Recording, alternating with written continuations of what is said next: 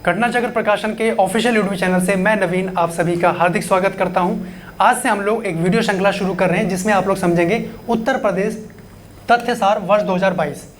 ये book market में available हो चुकी है। आप अपने नज़दीकी बुक स्टॉल से इसको परचेस कर सकते हैं और हमारे ऑफिशियल वेबसाइट से भी इसको परचेस कर सकते हैं। जैसा कि गाइस हम लोग देखते हैं कि अधिकांश यूट्यूब चैनल या अन्य प्लेटफॉर्म पे इसको PDF फॉर्मेट में पढ़ाया जाता है और जो कहीं ना कहीं पठन पाठन की स्थिति में कहीं ना कहीं डिस्टर्बेंस होता है, इसलिए हमने इन सारे कंटेंट को स्लाइड पे कन्वर्ट किया है आप लोगों की बेहतर सुविधा के लिए, ताकि आप लोग उसको अच्छे से समझ सकें। और बुक फॉर्मेट को जो हम लोग कंटिन्यू करेंगे, बिल्कुल आपको जो भी टॉपिक उसमें मेंशन है उसी के अनुसार क्रमवार सारी कक्षाएं इसमें संचालित रहेंगी।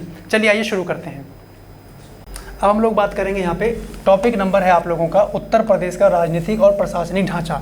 पेज नंबर आप लोग देखिएगा 137 से 155। इसी पेज नंबर से हम लोग कंटिन्यू कर रहे हैं। इससे पहले वाले जो लेक्चर आप लोगों ने देखे उसमें किसी को कुछ भी पूछना हो, कुछ बताना चाहते हो, कुछ जानना चाहते हो तो कमेंट सेक्शन में कमेंट कर सकते हैं। आइए प्रशासनिक ढांचा के संदर्भ में बात करें तो उत्तर प्रदेश का जो प्रशासनिक और राजनीतिक ढांचा है, पहले इसके मंडल और जिलों के बारे में बात कर लें, जहाँ से बेसिक प्रश्न आपके सामने आते हैं। देखिए उत्तर प्रदेश में जो पूरा उत्तर प्रदेश है आप जानते हैं 75 जिले हैं और इन 75 जिलों की देखरेख करना संभव नहीं है, तो इसके लिए इसको मंडल में बांटा गया है। कितने मंडल में बांटा गया है? 18 मंडलों में इसको विभक्त किया गया है। इनके नाम एक बार देखिए रहे हैं। आप जिस भी रूम में बैठ के पढ़ाई करते हैं उसका उत्तर प्रदेश का मैप एक लगाइए और एक एक मंडल को डेली एक मंडल को समर्पित कर दीजिए। आपको लोकेशन सारी याद हो जाएंगी।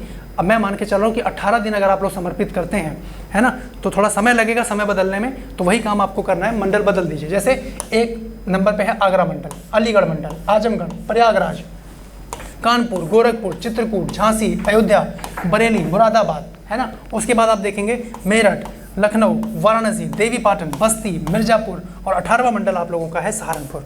तो ये टोटल 18 मंडल है जिसको आप लोग डिस्ट्रीब्यूट कर सकते हैं, ठीक है। वहीं पे नवीनतम गठित 18वां मंडल जो है वो है अलीगढ़। आप लोग यहाँ पे ध्यान रखेंगे, अलीगढ़ जो आप लोग यहाँ पे देख पा रहे होंगे, ये रहा, ये नवीनतम गठित मंडल है 18वें नंबर का, जिसे आगरा मंडल से अलीगढ़, एटा, कासगंज और हाथरस जिलों से काटकर बनाया गया है, ठीक है। वहीं पे देखिए कानपुर, लखनऊ, मेरठ मंडलों में सर्वाधिक 6 जिले हैं।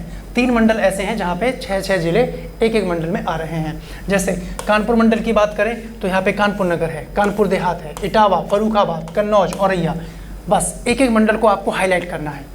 उसके बाद लखनऊ मंडल की बात करें तो लखनऊ, हरदोई, लखीमपुर खीरी, रायबरेली, सीतापुर, उन्नाव ये आ रहे हैं। मेरठ मंडल की बात करें तो मेरठ, बुलंदशहर, गौतम बुद्ध नगर, गाजियाबाद, हापुड़, बागपत, तो ये 6 जिले इन 3 मंडलों के अंतर्गत हैं। वहीं पे देखिए अन्य मंडल एवं उनमें अवस्थित जिलों की बात करें तो आगरा मंडल आ रहा है। आगरा मंडल में ये सारे जिले हैं। अब इन सारे जिलों को एक एक करके आप लोग याद रख सकते हैं। जैसे आजमगढ़ मंडल हमने देखा, बस्ती मंडल है, देवीपाटन मंडल है ना, उसके बाद चित्रकूट मंडल है, ठीक है, बरेली मंडल है, इस तरीके से देखें आप लोग, और अयोध्या मंडल है, ठीक है, गोरखपुर मंडल हो गया, मिर्जापुर मंडल है, वाराणसी मंडल है, मुरादाबाद मंडल है, झांसी मंडल आप देख पा रहे होंगे, है ना। ये सारे मंडल इसके अंतर्गत कहीं ना कहीं सब जिलों का इसमें विभाजन किया गया है। उसके बाद सहारनपुर मंडल, तो ये सब इसी के अंतर्गत जिलों की जानकारी जो आप लोग देख पा रहे होंगे। वहीं पे बात करें उत्तर प्रदेश में 4 आर्थिक संभाग बनाए गए हैं। 18 मंडल हैं, 4 आर्थिक संभाग हैं। वो कौन कौन से हैं? पश्चिमी, केंद्रीय, बुंदेलखंड और पूर्वी, इस तरीके से इसका विभाजन किया गया है।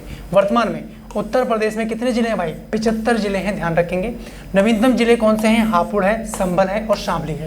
ये नवीनतम जिले हैं जिनकी घोषणा तत्कालीन मुख्यमंत्री सुश्री मायावती जी के द्वारा ये की गई थी। क्रमशः पंचशील नगर, भीमनगर, प्रबुद्ध नगर के रूप में 28 सितंबर 2011 को की गई थी। क्लियर है यहाँ तक? नवीन यहाँ पे जो जिले हैं वो ये आप देख पाए। उसके बाद जुलाई 2012 में उत्तर प्रदेश सरकार द्वारा अधिसूचना जारी करके पुनः इन जिलों का नाम कहीं ना कहीं हापुड़, संभल, शामली ये कर दिया गया, ठीक है। पहले क्या नाम किया गया था? पंचशील नगर, भीमनगर, प्रबुद्ध नगर, लेकिन बाद में इनका नाम कर दिया गया हापुड़, संभल, शामली। साथ ही महामाया नगर, काशी नगर, है ना, काशी नगर, काशीराम नगर, रामबाई नगर, छत्रपति साहूजी महाराज नगर, ज्योतिबा फूले नगर, इन जिलों का पुराना नाम क्या था? क्रमशः हाथरस, कासगंज, कानपुर देहात, अमेठी, अमरोहा, ये सब बहाल कर दिया गया। वहीं पे संत रविदास नगर का नाम बदलकर क्या कर दिया गया? भदोही कर दिया गया। तो आज जो भदोही देख रहे हैं वो ये है, संत रविदास नगर। उत्तर प्रदेश का क्षेत्रफल की दृष्टि से बात करें तो सबसे बड़ा जिला कौन सा है? लखीमपुर खीरी, 7680 वर्ग किलोमीटर के अंतर्गत ये फैला हुआ है।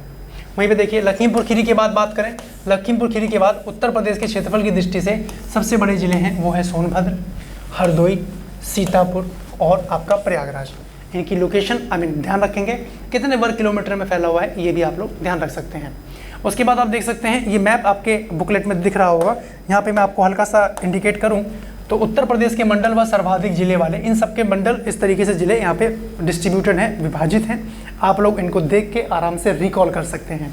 तो आपका टारगेट होगा जो इस बार अपकमिंग एग्जाम में जो पीसीएस की परीक्षा है, अगर उसमें पार्टिसिपेट कर रहे हैं तो आपको थोड़ा इसको उसी के अनुसार स्ट्रेटेजी बना के समझना होगा, जो आगे आने वाली परीक्षाओं को टारगेट कर रहे हैं, है ना। तो उसके लिए थोड़ा धैर्य रखते हुए एक दिन में एक मंडल, है ना, जैसे आपने एक मंडल सेलेक्ट किया कि भाई मुरादाबाद मंडल, तो मुरादाबाद मंडल के अंतर्गत कौन कौन से जिले हैं, एक एक करके जिलों को हम लोग क्लियर करते चलेंगे, तब कहीं ना कहीं बेहतर समझ आप लोगों की बनती चली जाएगी। ठीक है, उसके बाद देखिए जरा इसी के अंतर्गत कि उत्तर प्रदेश का क्षेत्रफल की दृष्टि से सबसे छोटा जिला हापुड़ है, 660 वर्ग किलोमीटर है, ध्यान रखेंगे यहाँ पे। ठीक है, और ध्यान देने वाली बात यह है कि जब उत्तर प्रदेश के 3 जिले हापुड़, संभल और शामली ये जब सृजित हुए थे, तब क्षेत्रफल की दृष्टि से सबसे छोटा जिला था संत रविदास नगर, जो कि अब भदोई यानी 1015 वर्ग किलोमीटर है, लेकिन अब लेटेस्ट में छोटा है हापुड़ 660 वर्ग किलोमीटर। ठीक है, उसके बाद जनप्रतिनिधित्व के संदर्भ में बात करें तो भारतीय संविधान के तहत उत्तर प्रदेश में एक विधानमंडल है जिसकी व्यवस्था की गई है, जिसका निर्माण राज्यपाल और 2 सदनों के माध्यम से होता है। 2 सदन कौन से हैं, विधान परिषद है और विधानसभा है, इनसे मिलकर विधानमंडल का निर्माण हो रहा है। वहीं पे राज्य की कार्यपालिका की बात करें तो इसकी शक्ति किसके पास है, राज्यपाल में निहित है अनुच्छेद 154 के तहत, और इसका प्रयोग वह संविधान के अनुसार या तो स्वयं अथवा अपने अधीनस्थ अधिकारियों के माध्यम से करता है। ठीक है जी, यह अनुच्छेद यहाँ पे ध्यान रखेंगे। उसके बाद राज्यपाल की नियुक्ति की बात करें, राज्यपाल की नियुक्ति कौन करेंगे, वो राष्ट्रपति के द्वारा की जाएगी। इसका वर्णन आर्टिकल नंबर 155 में आप देख पाते हैं। राज्यपाल की न्यूनतम आयु कितनी है, 35 वर्ष, और भारत का नागरिक होना ये अनिवार्य है, भारत का नागरिक होना अनिवार्य है। ठीक है जी, नागरिकता टॉपिक का अध्ययन आप लोग करते हैं। भारत का नागरिक बनने के लिए 5 प्रावधान बताए गए हैं, उन 5 प्रावधान से नागरिक हो, है ना, किसी भी प्रावधान से भारत का नागरिक होना चाहिए, यानी भारत का नागरिक वो हो। राज्यपाल राष्ट्रपति के प्रसाद पर्यंत तक अपना पद धारण करता है, इसका वर्णन किया गया है अनुच्छेद नंबर 156 के सब क्लॉज 1 में। प्रसाद पर्यंत का मतलब होता है, प्रसाद का मतलब होता है इच्छा, और पर्यंत मतलब होता है तक, इच्छा तक, राष्ट्रपति की इच्छा तक ये पद धारण कर सकते हैं, और उसकी कार्यावधि पद ग्रहण तिथि से 5 वर्ष की होती है। ठीक है, राज्यपाल अपना पद ग्रहण करने से पूर्व राज्य के उच्च न्यायालय के मुख्य न्यायाधीश, उच्च न्यायालय के मुख्य न्यायाधीश या उसकी अनुपस्थिति में उस न्यायालय के उपलब्ध ज्येष्ठतम न्यायाधीश के समक्ष कहीं ना कहीं शपथ लेते हैं, और इसका वर्णन आपको आर्टिकल नंबर 159 में देखने को मिलता है। उत्तर प्रदेश विधानसभा की बात करें तो सदस्यों की संख्या कितनी है, 403, ध्यान रखेंगे। इनमें 84 सीटें अनुसूचित जाति के लिए हैं और 2 सीटें अनुसूचित जनजाति के लिए आरक्षित हैं। ये सदस्य राज्य विधानसभा क्षेत्रों के वयस्क मतदाताओं जो कि 18 वर्ष या उससे ऊपर हैं, इनके द्वारा कहीं ना कहीं प्रत्यक्ष रूप से चुने जाते हैं। सर्वाधिक विधानसभा सीट क्रमशः प्रयागराज से है 12, कितनी है, प्रयागराज से 12, आजमगढ़ और कानपुर नगर से बात की जाए तो 10-10 है। ठीक है, टोटल पूरी उत्तर प्रदेश से 403 है। सबसे कम विधानसभा की सीटें वाले जिले जो हैं चित्रकूट है, हमीरपुर है, ललितपुर है, महोबा है, श्रावस्ती है, यानी प्रत्येक से 2-2 सीटें हैं। ठीक है, उत्तर प्रदेश विधान परिषद की बात करें तो यहाँ पे कुल सदस्यों की संख्या कितनी है, शतक लग गया है, 100 है पूरा, याद रख सकते हैं। ठीक है, विधान परिषद एक स्थायी सदन है, जैसे राज्यसभा होता है उसी के सापेक्ष कहेंगे राज्यों में। इसके प्रत्येक सदस्य का कार्यकाल 6 वर्ष होता है। विधान परिषद का कार्यकाल नहीं है, ये एक लगातार चलने वाला सदन है, जैसे राज्यसभा है, इसका विघटन नहीं होता। इसके जो इसके सदस्य हैं उनका कार्यकाल यहाँ पे 6 वर्षों का होता है। ठीक है, यानी प्रत्येक 2 वर्ष पर यथाशक्य 1/3 सदस्य सेवानिवृत्त हो जाते हैं। भारतीय संविधान के अनुसार विधान परिषद का गठन जो है उसका समापन राज्य विधानसभा के संकल्प प्रस्ताव पर संसद द्वारा किया जा सकता है, आर्टिकल नंबर 169 के तहत। वहीं पे बात करें उत्तर प्रदेश से लोकसभा हेतु 80 सदस्य हैं देश में, जो कि सर्वाधिक निर्वाचित होने वाले सदस्य हैं। लोकसभा की बात करें तो 80 निर्वाचन क्षेत्रों में से अनुसूचित जाति हेतु सुरक्षित लोकसभा सीटें कितनी हैं, 17, जिसमें नगीना, बुलंदशहर, हाथरस, आगरा, शाहजहांपुर, ये सारी लोकेशन कहीं ना कहीं इसके अंतर्गत आप लोग देख पाएंगे। अनुसूचित जनजाति की बात करें तो इसके लिए उत्तर प्रदेश में कोई भी लोकसभा सीट आरक्षित नहीं है। किसके लिए, अनुसूचित जनजाति के लिए लोकसभा में। वहीं पे बात करें राज्यसभा में तो उत्तर प्रदेश की 31 सीटें हैं, 31 लोग प्रतिनिधित्व करते हैं इसमें, और राज्य के मुख्यमंत्री की नियुक्ति राज्यपाल द्वारा की जाती है।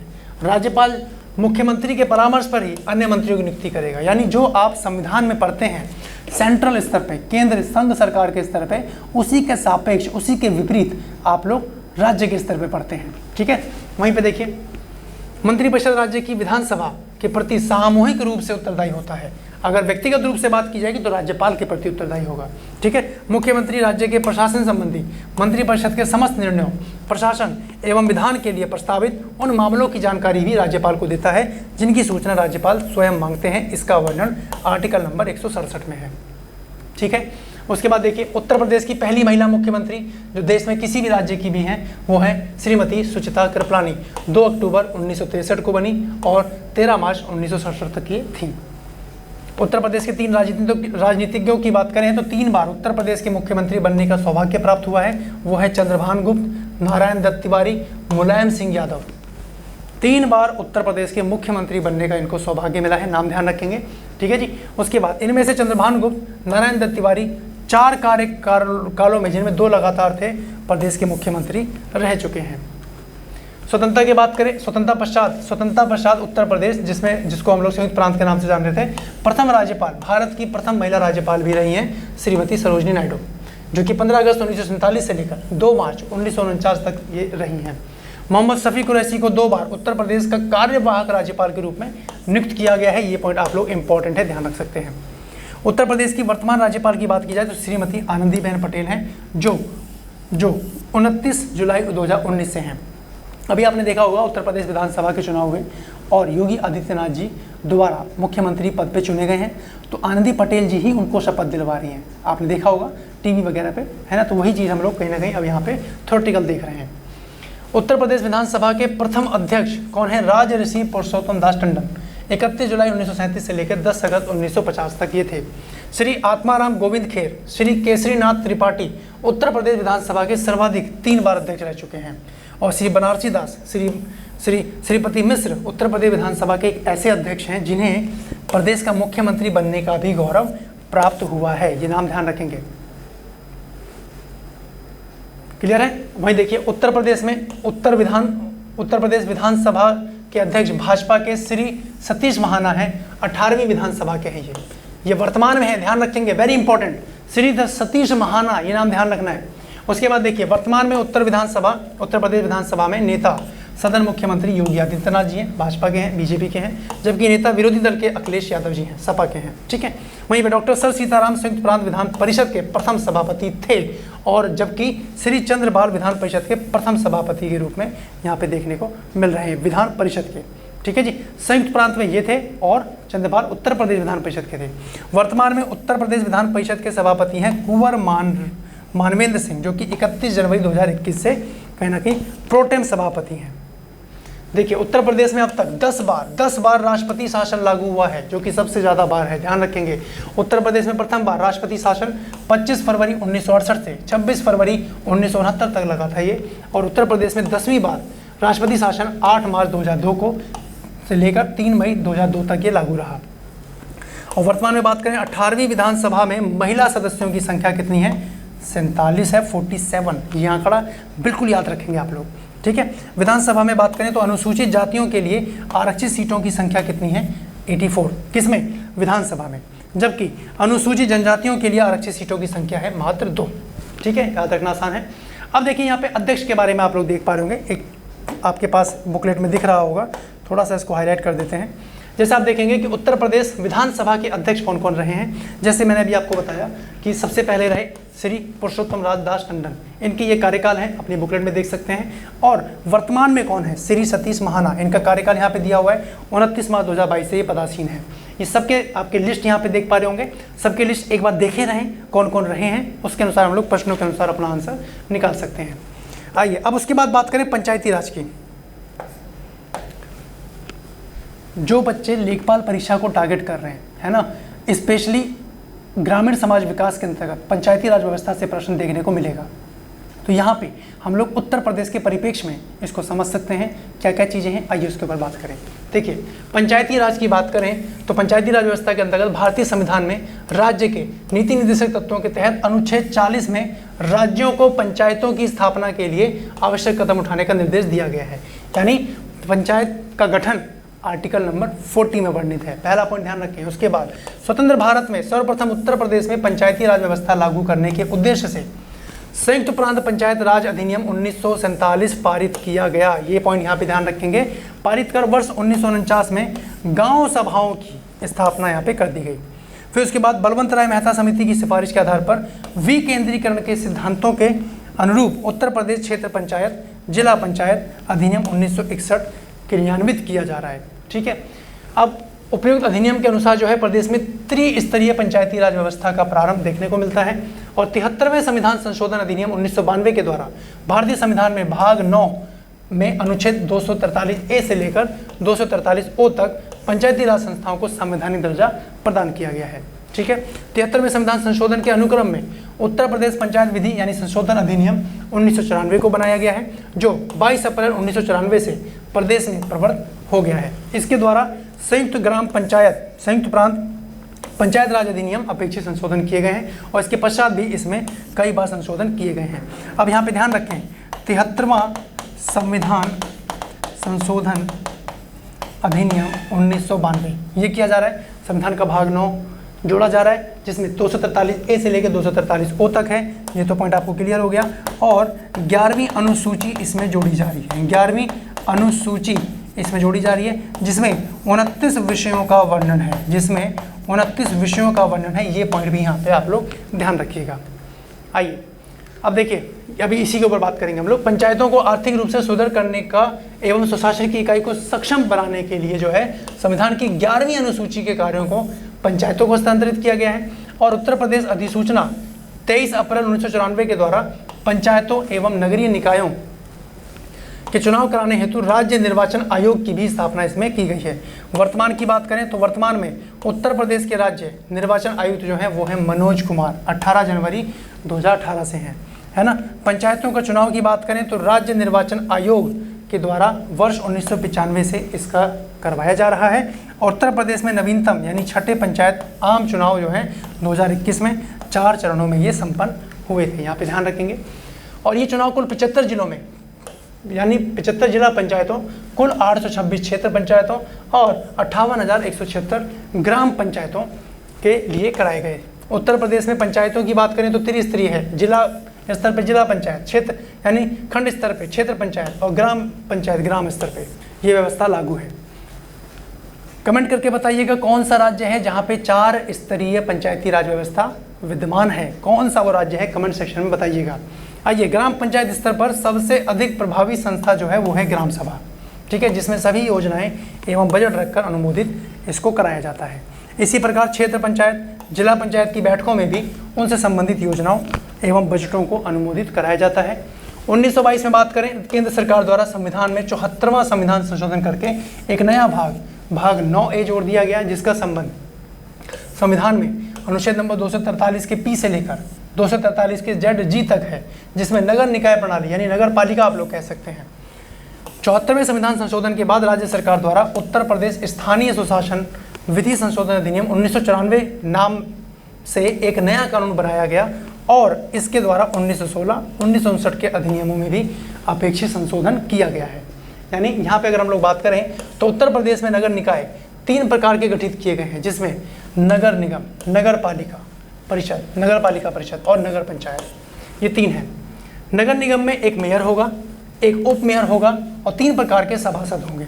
सभासद नाम सुने आप लोगों ने, वही मेयर का निर्वाचन प्रत्यक्ष रूप से वयस्क जनता के द्वारा किया जाएगा और ये 5 वर्ष के लिए चुना जाएगा और ये पद धारण तिथि से 2 वर्ष तक और उसके खिलाफ अविश्वास प्रस्ताव नहीं लाया जा सकता। ये भी पॉइंट यहाँ पे ध्यान रखेंगे। ठीक है जी, इसका स्क्रीनशॉट लीजिए आप लोग।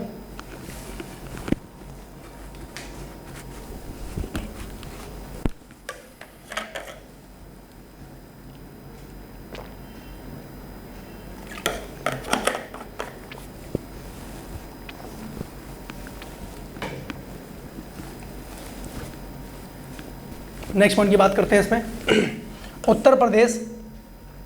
उत्तर प्रदेश में नगरीय निकायों के लिए पिछले आम चुनाव यानी जो 5वें नवंबर दिसंबर 2017 में संपन्न हुए थे, इसके तहत प्रदेश में कुल 16 नगर निगमों, 198 नगर पालिका परिषदों और 439 नगर पंचायतों हेतु चुनाव करवाए गए थे, है ना। पंचायतों को धनराशि का संक्रमण जो है वो राज्य वित्त आयोग की संस्तुति पर किया जाता है। राज्य वित्त आयोग इसमें इन्वॉल्व रहता है। उत्तर प्रदेश में पंचायत की प्रथम बार स्थापना जो है 15 अगस्त 1949 को की गई थी। पंचायत की प्रथम बार स्थापना, ठीक है। ग्राम पंचायतों का गठन बात करें तो यथासंभव 1000 की आबादी पर किया जाता है। पंचायतों में मतदाता बनने के लिए न्यूनतम आयु कितनी है? 18 वर्ष। पंचायत बनने के लिए 21 वर्ष है, ध्यान, पंचायत सदस्य बनने के लिए, ठीक है, सामान्य मतदाता के अनुरूप है, ठीक है। पंचायतों के सदस्य अथवा प्रधान या अन्य पदाधिकारियों के लिए न्यूनतम आयु है 21 वर्ष, जो मैंने अभी आपसे कहा वही पॉइंट। अब ग्राम पंचायत की बैठक के संदर्भ में बात करें, ठीक है। कार्य संपादन हेतु ग्राम पंचायत की बैठक सामान्यतः प्रत्येक मास में कम से कम एक बार होनी अनिवार्य है, ठीक है। 2 लगातार बैठकों के बीच 2 मास से अधिक का अंतर नहीं होगा, ठीक है। किसी भी ग्राम पंचायत की प्रथम बैठक या उस ग्राम पंचायत के गठन के 30 दिन के भीतर होना अनिवार्य है। ग्राम पंचायत की बात करें तो इसका सचिव ग्राम विकास अधिकारी, जिसको वीडियो बोल रहे हैं, ये होता है। और एक ग्राम विकास अधिकारी वर्तमान में 5 ग्राम पंचायतों का कार्य देखता है। कितने ग्राम का कार्य देखता है? तो 5 ग्राम का कार्य देखता है। ये पॉइंट यहाँ पे ध्यान रखिएगा आप लोग, ठीक है। आइए ग्राम सभा की बैठक की बात करें तो प्रत्येक ग्राम सभा की प्रतिवर्ष में 2 सामान्य बैठकें होनी अनिवार्य हैं। एक खरीफ की बैठक होगी, दूसरी रबी की बैठक होगी। खरीफ की फसल कटने के तुरंत बाद इसको आहूत किया जाएगा और उसके बाद रबी की जो बैठक है वो रबी की फसल कटने के तुरंत बाद ये संपन्न की जाएगी। अब इसमें देखिए क्षेत्र पंचायत, अगला पॉइंट देख पाएंगे क्षेत्र पंचायत। तो प्रत्येक क्षेत्र पंचायत में एक प्रमुख, एक उप प्रमुख और सदस्य होते हैं। इसमें सदस्यों का चुनाव जो है प्रत्यक्ष रूप से मतदाताओं के द्वारा किया जाता है। प्रमुख तथा उप प्रमुख का चुनाव सदस्यों द्वारा अपने सदस्यों के बीच से किया जाता है इसके अंतर्गत, ठीक है। क्षेत्र पंचायत का सचिव जो है वो होता है खंड विकास अधिकारी, BDO, ब्लॉक डेवलपमेंट ऑफिसर, वही होता है खंड विकास अधिकारी। और इनके अधीनस्थ होते हैं VDO, विलेज डेवलपमेंट ऑफिसर, यानी ग्राम विकास अधिकारी। कौन होते हैं? ग्राम विकास अधिकारी होते हैं। क्लियर है जी। अगला ये जिला पंचायत। जिला पंचायत की बात करें तो जिला पंचायत प्रत्येक जिले में गठित होती है, ये आप जानते ही हैं। जिला पंचायत के सदस्यों की बात करें तो इनका चुनाव प्रत्यक्ष रूप से मतदाता द्वारा ही किया जाता है, ठीक है। जिला पंचायत के अध्यक्ष और उपाध्यक्ष की बात करें तो इनका चुनाव चुने हुए सदस्यों द्वारा अपने सदस्यों के बीच से ही किया जाता है। जिला पंचायत का सचिव जो है जिले का मुख्य विकास अधिकारी होता है, या पंचायती राज अधिकारी आप कह सकते हैं, जो कि कहीं ना कहीं एक विकास का अधिकारी माना जाता है, ठीक है जी। उसके बाद बात करें तो जिला पंचायत व क्षेत्र पंचायत के अंतर्गत 6 समितियों का गठन इसके अंतर्गत किया जाता है, जिसमें समिति देख लीजिए, प्रशासनिक समिति है, नियोजन एवं विकास समिति है, शिक्षा समिति, निर्माण कार्य समिति और स्वास्थ्य एवं कल्याण समिति और अंत में जल प्रबंधन समिति। तो ये 6 समितियां हैं। एक प्रश्न आ सकता है किसका संबंध इससे नहीं है, तो आपको ध्यान रखना है। आइए फिर देखिए ग्राम प्रधान को हटाने की प्रक्रिया। जो ग्राम प्रधान बना हुआ है उसको हटाने की क्या प्रक्रिया है, क्या प्रोसेस है, उसको समझिए। प्रधान को हटाने हेतु ग्राम पंचायत द्वारा एक विशेष बैठक बुलाई जाती है, जिसे 15 दिन पूर्व सूचना देना अनिवार्य होता है, ठीक है। इस बैठक में ग्राम सभा के उपस्थित और मतदान करने वाले सदस्यों के 2/3 बहुमत चाहिए होते हैं, उसी से प्रधान को हटाया जा सकता है। 2/3 बहुमत अनिवार्य है। और ग्राम प्रधान को हटाने के लिए बुलाई गई विशेष बैठक के लिए गणपूर्ति का होना भी आवश्यक है। गणपूर्ति मतलब कोरम जिसको बोला जा रहा है, और इसमें उस ग्राम सभा के 1/3 सदस्यों से कम नहीं होने चाहिए। यदि बैठक में गणपूर्ति या अपेक्षित बहुमत न होने के कारण प्रधान को हटाने हेतु प्रस्ताव पारित नहीं हो सकता है, तो उसी प्रधान को हटाने के लिए दूसरा इस प्रकार का प्रस्ताव उस बैठक से 1 वर्ष के भीतर नहीं लाया जा सकता। अगर एक बार नहीं हो पाया तो 1 वर्ष के भीतर दोबारा वो प्रस्ताव नहीं लाया जा सकता है। ये पॉइंट यहाँ पे आप लोग ध्यान रखिएगा, ठीक है। वहीं पे बात करें न्याय व्यवस्था की, तो उत्तर प्रदेश में यानी भारतीय संविधान की अगर बात करें तो आर्टिकल नंबर 214 में से लेकर 237 तक न्याय प्रशासन के उत्तरदायित्व का प्रावधान देखने को मिलता है। और इलाहाबाद उच्च न्यायालय की स्थापना मूलतः 1866 में सदर दीवानी अदालत के स्थान पर उत्तर पश्चिमी प्रांतों हेतु उच्च न्यायालय के रूप में आगरा में की गई थी, यहाँ पे ध्यान रखेंगे। और 1869 में इलाहाबाद यानी जो वर्तमान प्रयागराज है यहाँ पे इसको स्थानांतरित कर दिया गया। 1919 की बात करें तो इसका नाम परिवर्तित करके इलाहाबाद उच्च न्यायालय कर दिया गया है। और इलाहाबाद उच्च न्यायालय में न्यायाधीशों की स्वीकृत संख्या कितनी है? 160 है, जो देश के अन्य किसी उच्च न्यायालय से सबसे अधिक है, सर्वाधिक है। इसका स्क्रीनशॉट ले लीजिएगा आप। उच्च न्यायालय के न्यायाधीशों की बात करें तो इनकी नियुक्ति राष्ट्रपति के द्वारा की जाती है, और उच्च न्यायालयों के मुख्य न्यायाधीश की बात करें तो इनकी नियुक्ति भारत के मुख्य न्यायमूर्ति या मुख्य न्यायाधीश या राज्य के राज्यपाल के परामर्श से की जाती है। जबकि अन्य न्यायाधीशों की नियुक्ति की बात करें तो उच्च न्यायालय के मुख्य न्यायाधीश से भी परामर्श इसमें लिया जाता है। इलाहाबाद उच्च न्यायालय की एक खंडपीठ बनाई गई है जो कहाँ पे है, लखनऊ में अवस्थित है, और उच्च न्यायालय एक अभिलेख न्यायालय भी होता है, यहाँ पे ये पॉइंट ध्यान रखें। अब वहीं पर लोक आयुक्त की बात करें, लोक आयुक्त ध्यान रखेंगे, उत्तर प्रदेश सरकार द्वारा 1975 में उत्तर प्रदेश लोक आयुक्त या उप लोक आयुक्त अधिनियम 1975 पारित हो रहा है, और 1975 में प्रथम प्रशासनिक सुधार आयोग की संस्तुतियों के आधार पर उत्तर प्रदेश लोक आयुक्त या उप लोक आयुक्त विधेयक 1975 को राष्ट्रपति द्वारा अनुच्छेद 201 के अधीन अनुमति प्रदान की गई है। ठीक है, यह कार्यपालिका के प्रभाव से मुक्त एवं स्वतंत्र होता है। वहीं पे लोक आयुक्त की बात करें, लोक आयुक्त अधिनियम के अंतर्गत 2 प्रकार के परिवाद शिकायत और अभिकथन प्रस्तुत किए जाते हैं। शिकायत की बात करें तो लोक सेवकों के सेवानिवृत्त होने पर उनके देयकों के भुगतान न होने से संबंधित प्रकरण शिकायत के अंतर्गत इसमें आ जाते हैं। अभिकथन की बात करें तो राज्य सरकार के विभाग के किसी लोक सेवक द्वारा पद के दुरुपयोग या भ्रष्टाचार संबंधित परिवाद को अभिकथन इसके अंतर्गत माना जा रहा है। ठीक है, न्यायालय, महालेखाकार, उत्तर प्रदेश विधानमंडल, लोक सेवा आयोग, निर्वाचन, केंद्रीय सरकार के किसी प्रभाग, ग्राम सभा के प्रधान, राज्यपाल, सचिवालय के कर्मियों और मुख्यमंत्रियों को लोकायुक्त की कार्यपरिधि से मुक्त रखा गया है। लोकायुक्त है क्या? बेसिकली जो भ्रष्टाचार से संबंधित जो भी अगर कोई कार्यक्रम सामने आ रहा है तो उसके ऊपर एक्शन लेने का कार्य कहीं ना कहीं यही करेंगे। ठीक है जी, जैसे ये राज्य में है लोक आयुक्त, केंद्र में होंगे लोकपाल। तो भारत के पहले लोकपाल कौन है? कमेंट सेक्शन में, ये भी आपके लिए छोटा सा होमवर्क कमेंट सेक्शन में बताइएगा। फिर देखिए, न्यायमूर्ति विशंबर दयाल 14 सितंबर 1977 से 13 सितंबर 1982 तक रहे उत्तर प्रदेश के प्रथम लोक आयुक्त थे। प्रथम लोक आयुक्त कौन है? ये है। उत्तर प्रदेश के वर्तमान लोक आयुक्त कौन है? न्यायमूर्ति संजय मिश्रा, नाम ध्यान रखिएगा। और उत्तर प्रदेश में लोक आयुक्त का कार्यकाल कितना होता है? 6 वर्ष का, बिल्कुल ध्यान रखना है, जिसे मार्च 2012 में संशोधित करके 8 वर्ष कर दिया गया, यानी वर्तमान में कितना है? 8 वर्ष। वर्तमान में उत्तर प्रदेश में 3 उप लोक आयुक्त भी हैं, जिनमें शंभू सिंह यादव हैं, दिनेश कुमार सिंह हैं और सुरेंद्र कुमार यादव। ठीक है जी, नाम ध्यान रखेंगे। अब ये लोकायुक्त के नाम आप लोग देख पा रहे होंगे, यहाँ पे थोड़ा सा हाईलाइट कर दें आप लोगों के लिए। उत्तर प्रदेश के लोकायुक्त, जिसमें न्यायमूर्ति विशंबर दयाल हैं, डेट देख पा रहे होंगे, न्यायमूर्ति मिर्जा मोहम्मद हैं, न्यायमूर्ति कैलाश नाथ हैं, राजेश्वर सिंह हैं, सुधीर चंद्र हैं, NK हैं और संजय मिश्रा, जो कि अब तक यहाँ पे ये कार्यरत हैं। अब राज्य सूचना आयोग की बात करते हैं। इसमें देखिए, राज्य सूचना आयोग उत्तर प्रदेश, सूचना का अधिकार अधिनियम 2005 की धारा 15 के अंतर्गत राज्य सरकार द्वारा 14 सितंबर 2005 को इसका गठन किया गया, और राज्य के प्रथम मुख्य सूचना आयुक्त थे न्यायमूर्ति MA खन्ना, जिन्हें 22 मार्च 2006 को इन्होंने पदभार ग्रहण किया और 9 जुलाई 2008 तक इस पद पर ये बने रहे। उसके बाद देखिए, अधिनियम 2019 में हुए संशोधन के तहत अधिनियम की धारा 16(1) के अनुसार क्या है? राज्य मुख्य सूचना आयुक्त और राज्य सूचना आयुक्त का कार्यकाल केंद्र सरकार द्वारा निर्धारित अवधि तत्संबंधी अधिसूचना नियमों के तहत 3 वर्ष निर्धारित या 65 वर्ष की आयु होगा, जो भी पहले हो। पहले 5 वर्ष हुआ करता था, पहले अब ध्यान रखेंगे 3 वर्ष या 65 वर्ष की आयु। राज्य के मुख्य सूचना आयुक्त और राज्य सूचना आयुक्त पुनः नियुक्ति के पात्र नहीं होंगे, दोबारा उनकी नियुक्ति नहीं होगी। ठीक है, तथापि जो है राज्य सूचना आयुक्त की बात करें तो मुख्य सूचना आयुक्त के पद हेतु इनकी नियुक्ति के ये पात्र माने जाएंगे। तो यहाँ पे ये पॉइंट आप लोगों को ध्यान रखना है कि अगर यहाँ पे आपसे इनके कार्यकाल के बारे में पूछा जा रहा है ना, कब से कब तक है और उनकी पुनर्नियुक्ति हो सकती नहीं हो सकती है, तो ये पॉइंट भी आप लोगों को यहाँ पे ध्यान रखना है। उसके बाद वर्तमान में अगर बात करें तो राज्य के मुख्य सूचना आयुक्त भावेश कुमार सिंह हैं, 6 फरवरी 2021 से हैं। इनमें पूर्व जावेद उस्मानी 17 फरवरी 2015 से 16 फरवरी 2020 तक थे। उनसे पूर्व थे रंजीत सिंह पंकज, जो कि 30 जून से 2009 से लेकर 29 जून 2014 तक इस पद पर बने हुए थे। ठीक है जी, राज्य मानव अधिकार आयोग की बात करते हैं, जरा यहाँ ध्यान से समझिएगा। राज्य मानव अधिकार आयोग, तो देखिए, मानव अधिकार संरक्षण अधिनियम 1993 की धारा 21 के अंतर्गत उत्तर प्रदेश राज्य मानव अधिकार आयोग का गठन 7 अक्टूबर 2002 को ये किया गया।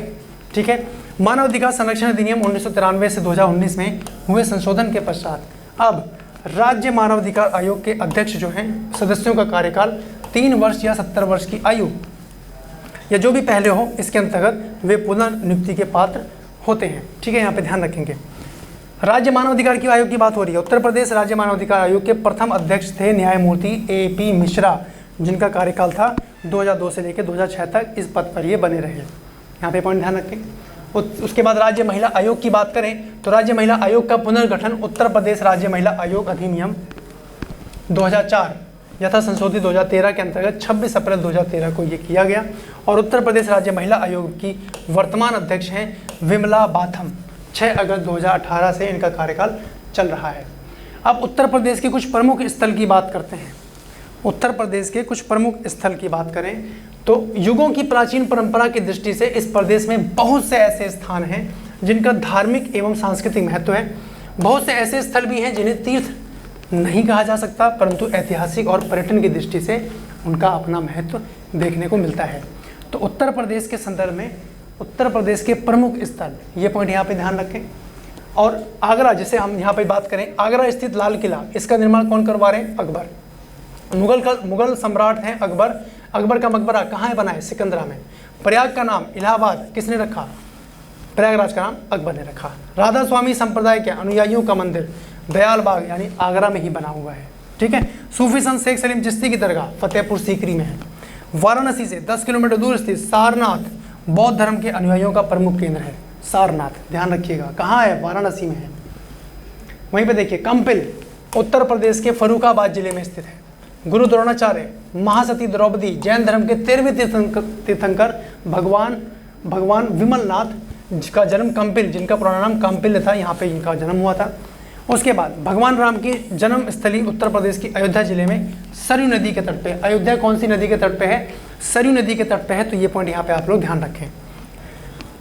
अयोध्या की बात करें तो कुल 5 जैन तीर्थंकर हैं। ऋषभदेव, अजीतनाथ, अभिनंदन स्वामी, सुमतिनाथ, अनंतनाथ, ये इनका जन्म यहाँ से हुआ है। और जैन धार्मिक मूल्यों का ये प्रचार भी कहीं ना कहीं यहाँ से देखने को मिलता है। उत्तर प्रदेश के जालौन जिले की बात करें तो इस यहाँ पे स्थित कालापी और कहीं ना कहीं व्यास और नरसिंह टीले यहाँ पे देखने को मिलते हैं। और वृंदावन स्थित है गोविंद देव के मंदिर का निर्माण जयपुर के महाराजा मानसिंह ने करवाया है। और नैमिषारण्य ने सीतापुर जिले में ये अवस्थित है। ये कुछ फैक्चुअल पॉइंट हैं जो आप लोगों को ध्यान रखने हैं। ठीक है। उत्तर प्रदेश में कुल कितने संग्रहालय हैं? 87 संग्रहालय हैं, 87। और उत्तर प्रदेश का सबसे पुराना और सबसे बड़ा बहुउद्देशीय संग्रहालय कौन सा है? राज्य संग्रहालय कहाँ अवस्थित है? लखनऊ में है और जिसकी स्थापना की गई है 1863। ये कुछ मंदिर और स्थल देख पाएंगे आप लोग, है ना, अपने आप बुकलेट में देख पा रहे होंगे, उसमें आपको स्पष्ट दिख रहा होगा, वहाँ पे इसको हाईलाइट कर सकते हैं। अब उत्तर प्रदेश के सांस्कृतिक और संस्थान नक्षत्रशालाएँ हैं, इसके ऊपर देखते हैं। अब नेक्स्ट पॉइंट पे जो हम लोग बात करेंगे वो है उत्तर प्रदेश के संदर्भ में जो प्रमुख सांस्कृतिक संस्थान है और जो नक्षत्रशालाएँ हैं। यहाँ से भी आपके एग्जाम में प्रश्न देखने को आ जाते हैं। तो फैक्चुअल पॉइंट है, इनको एक बार देखे रहें ध्यान से। देखिए उत्तर प्रदेश राजकीय अभिलेखागार की अगर बात करें तो इसकी स्थापना यहाँ पे ये इंपॉर्टेंट पॉइंट हो जाता है 1949 में हो रही है। और गाइस कहाँ हो रही है? इलाहाबाद में, जो आप प्रयागराज है, आप लोग जानते ही हैं। यहाँ पे सेंट्रल रिकॉर्ड ऑफिस के रूप में यहाँ पे इसकी स्थापना की गई है। पहला पॉइंट यहाँ पे इंपॉर्टेंट यही ध्यान रखेंगे आप लोग कि उत्तर प्रदेश राजकीय अभिलेखागार, इसकी स्थापना कब और कहाँ हो रही है, ये पॉइंट ध्यान रखेंगे।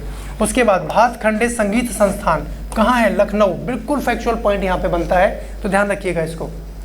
शास्त्रीय संगीत की विभिन्न विधाओं में अपनी शिक्षण पद्धति एवं विशिष्ट पाठ्यक्रम के लिए कहीं ना कहीं सुविख्यात इस महाविद्यालय की स्थापना 1926 में की गई। और 1926 में मैरिज कॉलेज ऑफ म्यूजिक के नाम से इसकी स्थापना की गई, जिसको आप भातखंडे संगीत संस्थान के नाम से आप लोग जानते हैं। और लोकेशन ध्यान रखेंगे लखनऊ। ठीक है। उसके बाद में इसका नाम बदल के महान संगीतकार पंडित विष्णु नारायण भातखंडे के नाम पे कर दिया गया। और वर्तमान में भातखंडे हिंदुस्तानी संगीत महाविद्यालय के नाम से ये जाना जाता है। ठीक है। वहीं पे राज्य सरकार द्वारा 26 मार्च 1966 को इसे अपने नियंत्रण में ले लिया गया। अब राज्य सरकार के अंडर में है 1966 से, और विश्वविद्यालय इसको घोषित होने तक यह एक शासकीय संस्था के रूप में गतिशील रहा। ठीक है। भारत सरकार द्वारा 24 अक्टूबर वर्ष 2000 को अपनी एक अधिसूचना जारी की गई और डीम्ड विश्वविद्यालय इसको घोषित करके देश में इस संस्थान को संगीत शिक्षा के क्षेत्र में अपनी तरह का कहीं ना कहीं पहला विश्वविद्यालय होने का भी गौरव प्राप्त हो गया। तो पहला, आखिरी, ये सब जो चर्चा में रहते हैं ये आपके लिए इंपॉर्टेंट हो जाते हैं। वहीं पे जनवरी 2022 में देखिए लेटेस्ट प्रश्न है, यहाँ पे ध्यान रखेंगे। करंट अफेयर से रिलेटेड है, ध्यान रखें। जनवरी 2022 में एक अध्यादेश द्वारा इसे भातखंडे राज्य संस्कृति विश्वविद्यालय में इसे परिवर्तित कर दिया गया है। लोकेशन वही है लखनऊ, ध्यान रखेंगे, बिल्कुल फैक्चुअल पॉइंट यहाँ से सामने आता है। फिर उसके बाद बात करें राज्य ललित कला एकेडमी, ये कहाँ है? उत्तर प्रदेश में। अब जरा इसमें समझें कि राज्य ललित कला एकेडमी यानी उत्तर प्रदेश में इसकी स्थापना 8 फरवरी 1962 को की जा रही है और उत्तर प्रदेश शासन के संस्कृति विभाग के पूर्णतः वित्त पोषित स्वायत्तशासी ये इकाई के रूप में इसकी स्थापना की गई, राज्य ललित कला एकेडमी। ठीक है। उसके बाद उत्तर प्रदेश संगीत नाटक एकेडमी की बात करें तो इसकी स्थापना देखिए कब हो रही है? 13 नवंबर 1963 को। ठीक है। और पिछले 55 वर्षों में एकेडमी जो है संगीत, नृत्य, नाटक, लोक संगीत, लोक नाटक, इन सभी परंपराओं के प्रचार प्रसार, संवर्धन एवं प्रशिक्षण का महत्वपूर्ण कार्य ये कर रही है। कौन? संगीत नाटक एकेडमी। अगला देखिए भारतेंदु नाट्य एकेडमी कहाँ है? लखनऊ में। ठीक है। हिंदी भाषी प्रांतों में प्रतिभावान आकांक्षी युवक युवतियों को नाट्य कला में प्रशिक्षण के देने के उद्देश्य से भारतेंदु नाट्य एकेडमी की स्थापना की गई है। और कब की गई? अगस्त 1975 में। जो मैं हाईलाइट कर रहा हूँ इनको ध्यान रखेंगे आप लोग। और कहाँ हो रही है? लखनऊ में। ठीक है जी। उसके बाद राष्ट्रीय कथक संस्थान लखनऊ में हो रही है। राष्ट्रीय कथक संस्थान की स्थापना संस्कृति विभाग के अंतर्गत की गई है, जो कि स्वायत्तशासी संस्थान के रूप में वर्ष 1988-89 से ये कार्यरत है। मैंने आपको चर्चा की थी गई शास्त्रीय नृत्यों के बारे में, जिनकी संख्या टोटल मिला के 8 है ना। मैंने आपको लोकेशन वाइज भी बताया था, जहाँ पे असम, उत्तर प्रदेश, मणिपुर, उड़ीसा, आंध्र प्रदेश, तमिलनाडु, केरल, इनके अंतर्गत 8 शास्त्रीय नृत्यों का प्रादुर्भाव देखने को मिलता है। कथक जो कि उत्तर प्रदेश का शास्त्रीय नृत्य है। उसके बाद हिंदुस्तानी एकेडमी प्रयागराज यानी भारतीय भाषाओं सहित जिसमें हिंदी, उर्दू, ब्रज भाषा, अवधि, इन सभी के साहित्य के संरक्षण और विकास की अगर बात करें, इनकी उन्नति के लिए संचालित है हिंदुस्तानी एकेडमी। और ये कहाँ है? प्रयागराज के एक ऐतिहासिक संस्था है हिंदुस्तानी एकेडमी। ठीक है जी। साहित्य, इन सभी भाषाओं के साहित्यों का संरक्षण होगा इसके अंतर्गत, और उसके विकास उन्नति के लिए इसका संचालन कहीं ना कहीं किया जा रहा है। और इसकी स्थापना की बात करें एक प्रस्ताव के द्वारा 22 जनवरी 1927 को और की गई, और उद्घाटन इसका हुआ था 29 मार्च 1927 को इसका फाइनली उद्घाटन कर दिया गया। अब उत्तर प्रदेश में नक्षत्रशालाओं की बात करें तो यहाँ से भी प्रश्न आ जाते हैं। जैसे सबसे इंपॉर्टेंट है इंदिरा गांधी नक्षत्रशाला कहाँ है? लखनऊ। ठीक है। इंदिरा गांधी नक्षत्रशाला के प्रदर्श एरिया में स्पेस एवं खगोल विज्ञान से संबंधित जितने भी प्रदर्शनों की स्थापना इसके अंतर्गत की गई है।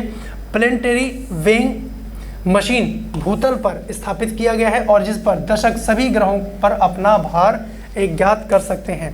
खगोल विज्ञान के क्षेत्र में जन सामान्य विशेषकर विद्यार्थियों इनकी रुचि बढ़ाने के उद्देश्य से कहीं ना कहीं एमेच्योर एस्ट्रोनॉम्स क्लब की भी स्थापना की गई है। प्रयागराज में आप देखते हैं एक आनंद भवन नाम से जगह है, जहाँ पे इन सभी नक्षत्रशालाओं का अध्ययन आप लोग जा सकते हैं, देख सकते हैं वो सारी चीज़ें। वहीं पे बात करें वीर बहादुर सिंह नक्षत्रशाला, ये कहाँ है? गोरखपुर। इनकी लोकेशन के साथ ध्यान रखेंगे आप लोग। वीर बहादुर सिंह नक्षत्रशाला जो है गोरखपुर को विज्ञान एवं प्रौद्योगिकी परिषद उत्तर प्रदेश के तहत गोरखपुर विकास प्राधिकरण द्वारा संचालित किया जा रहा है। वहीं पे अगला देखिए आर्यभट्ट नक्षत्रशाला रामपुर, जनपद रामपुर में आर्यभट्ट नक्षत्रशाला की यहाँ पे स्थापना की गई, जनपद रामपुर में। ठीक है। आर्यभट्ट नक्षत्रशाला राज्य सरकार द्वारा स्थापित की गई, यह प्रदेश की तीसरी नक्षत्रशाला है। ये पॉइंट भी यहाँ पे फैक्चुअल के रूप में आप लोग ध्यान रख सकते हैं। अगला देखें, यह डिजिटल लेजर तकनीक से चलने वाली देश की पहली और एशिया की दूसरी नक्षत्रशाला है। ठीक है जी। और इस नक्षत्रशाला का पूर्ण नाम क्या था? भीमराव अंबेडकर नक्षत्रशाला। ये पॉइंट यहाँ पे ध्यान रखेंगे। और कहाँ है? रामपुर में है। ये पॉइंट भी यहाँ पे ध्यान रखें। अब देखिए उत्तर प्रदेश के संदर्भ में कुछ पर्यटन स्थल की बात कर लें तो आपके पास मैप दिख रहा होगा, है ना। हो सकता है इसमें विजिबल ना हो, फिर भी मैं हाईलाइट कर दे रहा हूँ उत्तर प्रदेश के पर्यटन स्थल जो आपके पास इंडिविजुअल दिख रहे हैं, सिंगल लखीमपुर खीरी, है ना। इस तरीके से जो लोकेशन आ रही हैं, है ना, ये सारी चीज़ें आप लोग देख के उसमें हाईलाइट कर लीजिएगा। जैसे यहाँ पे आप लोग ये लोकेशन देख पा रहे होंगे, ये सारी लोकेशन आप लोगों को हाईलाइट करनी पड़ेगी कि कहाँ पे कौन कौन से पर्यटन स्थल हैं जो एग्जाम के पॉइंट से इंपॉर्टेंट यहाँ पे देखने को आते हैं। तो गाइज ये था आप लोगों का उत्तर प्रदेश का राजनीतिक और प्रशासनिक ढांचा। नेक्स्ट लेक्चर में हम लोग बात करेंगे उत्तर प्रदेश के महत्वपूर्ण तथ्य, है ना, और 2011 की जो जनगणना रही वो, और अंत में हम लोग बात कर रहे होंगे उत्तर प्रदेश के प्रमुख जिले और उनसे संबंधित महत्वपूर्ण जानकारी। तो आज के सेशन में इतना ही गाइस, मिलते हैं आप लोगों से नेक्स्ट सेशन में। तब तक के लिए बहुत बहुत धन्यवाद, अपना ध्यान रखिए, बाय बाय, टेक केयर।